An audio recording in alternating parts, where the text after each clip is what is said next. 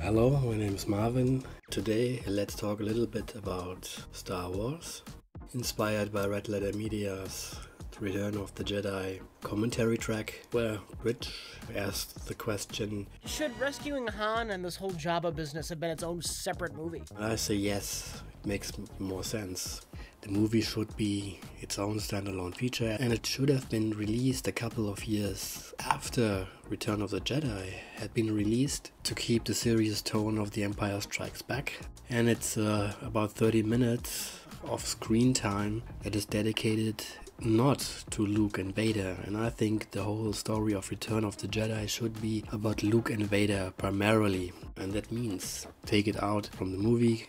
Rather replace it with about 5 to 10 minutes of a rescue mission that starts kind of mid-action.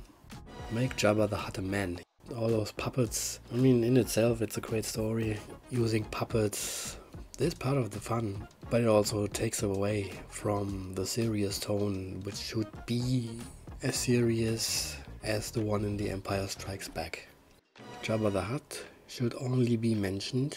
He should not be present, or he should be present but not visible. He is a mystery, and he should stay a mystery until the standalone adventure begins. Therefore, only mention him kind of like in the first two movies. Make the rescue seem swift in Return of the Jedi, but movie length in the standalone adventure.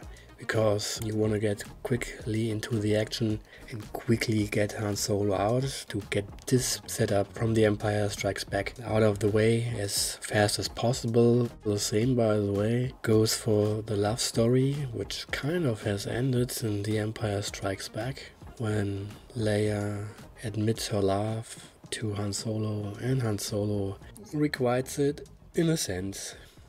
Start the rescue in Return of the Jedi at its end. Show the rescue mid-action so that it seems like the rebels must have entered the palace moments earlier, simultaneously shooting at their enemies, setting explosive charges and unfreezing Han Solo, then storming out of the palace before the whole palace explodes. Establishing shot of Jabba's palace, and a hard cut inside of the palace and right into the action. Let the whole sequence take about 5 to 10 minutes to quickly get back to the Luke and Vader story. Make it interesting in a way that everybody wants to see this as a movie, so when you advertise this movie, feel out if there is a need for that movie, and people say, oh yeah, I would love to see that. A ticking clock element. This, I would say, is also necessary to include to give the whole thing more tension. A ticking clock element that forces the rebels to decide whether or not to rescue Han, to make clear that the rebels are going to rescue Han Solo, but they also are fighting against time, so to speak, because the Empire is building a second Death Star and the rebels have to destroy the second Death Star. Show a different Luke, one that is visibly matured, in charge, and doesn't need to be saved by his friends anymore. That's very important, because I think in the original Han rescue sequence Luke fails again, because he has to then fight his way out of it, and he is successful, and at least this is a development compared to the movie before. But still, I think Luke should be shown as matured and in charge, able to fight for himself. And then, when Luke returns to Yoda on Dagobah, Yoda tells him he doesn't need more training, but needs to be cautious for his success. Rescuing Han Solo gave him confidence, which opened the door to arrogance, which the Emperor might use to manipulate Luke. I think that would be more interesting. It is also a nice reference to Yoda's teachings in The Empire Strikes Back, where he tells Luke that the dark side is easier, quicker and more seductive. And Luke shouldn't be dependent on luck or fate or someone else rescuing him anymore, with the exception being at the end, where his decision forces Vader to decide as well.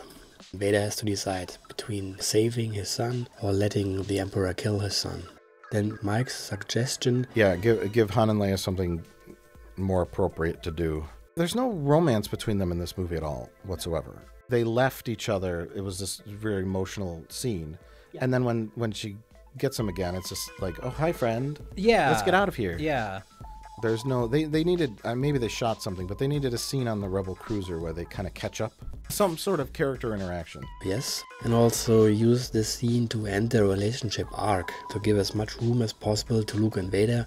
And essentially their relationship is not interesting anymore because they're together and not so much opposed. Of course, you could always write it that way, though, that they're more in a fun way opposed to each other, not angrily because of some sexual tensions between them.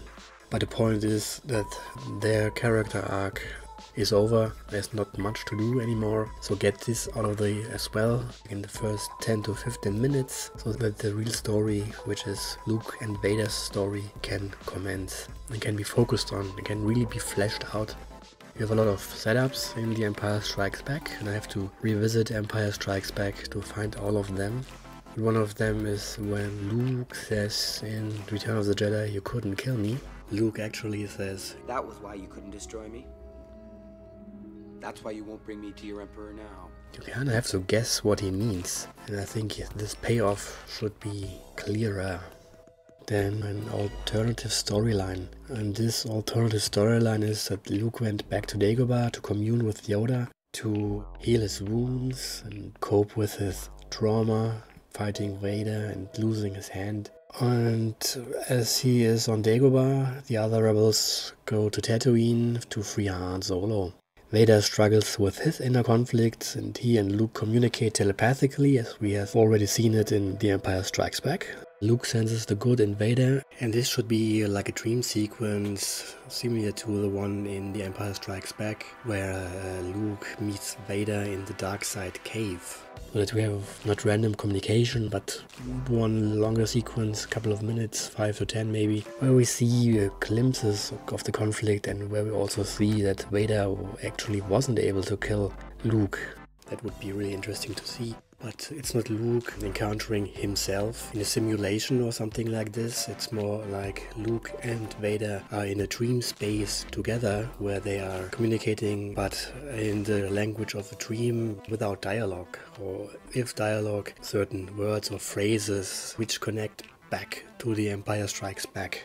Maybe even back into the dark side cave scene, at least to Yoda's teachings in The Empire Strikes Back. The Emperor senses the inner conflict in Vader, as well as Vader's telepathic contact to Luke. There is a growing conflict between Vader and the Emperor as well. The whole triangle of conflict is between Luke and Vader and the Emperor.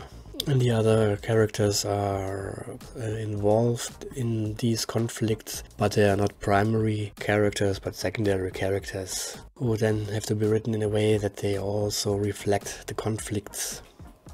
Keep Leia Force sensitive, but don't make her Luke's sister. I think this is a really good point, of course, because I have written it down. No, but joking aside, but Return of the Jedi began the trope that all the Force users are part of one family. And this kind of sucks. I mean, it kind of makes sense if you say they are like a group of people with one characteristic, which is Force sensitivity and the ability to use the Force, but not like in a family where they all related by their blood, you know, because they're all fathers and mothers and brothers and sisters and sons and daughters. The method should rather be that everyone could be Force sensitive and therefore be able to use the Force. You don't have to be a member of the Skywalker or Palpatine family. Alternative symbolic use of Tatooine to start and end the trilogy on this planet. This symbol would be that the Empire causes desertification of Tatooine, and with the end of the Empire the deserts bloom again. And it's also to avoid the Ewoks and other kiddie stuff. These are all my points, and I thank you for staying with me that long, and have a great day.